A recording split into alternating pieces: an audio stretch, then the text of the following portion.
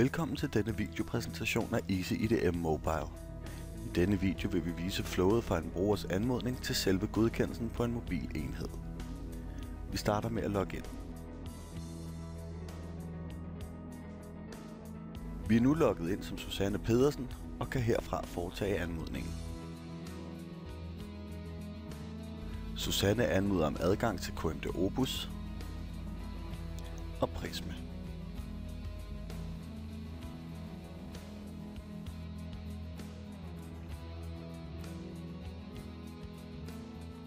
Og så til selve godkendelsesprocessen. Brugeren, som skal behandle anmodningen, har modtaget en e-mail på sin telefon. I e-mailen står der, at anmodningen venter på at blive behandlet, hvem der har anmodet og hvad de har anmodet om.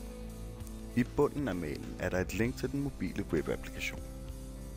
Da applikationen er webbaseret, kan den tilgås fra alle nyere smartphones, heriblandt iPhone, Android og Windows Phone. Lad os logge ind.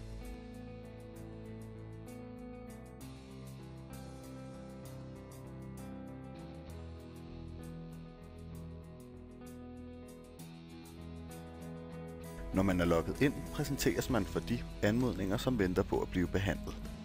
I toppen ses navnet på anmodningen samt informationer om rollen og modtageren. Klikker man på anmodningen, vises der yderligere information.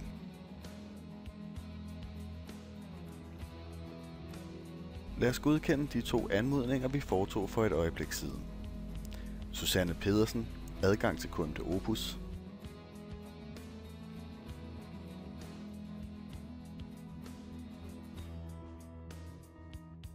Og Susanne Pedersen, adgang til Prisme.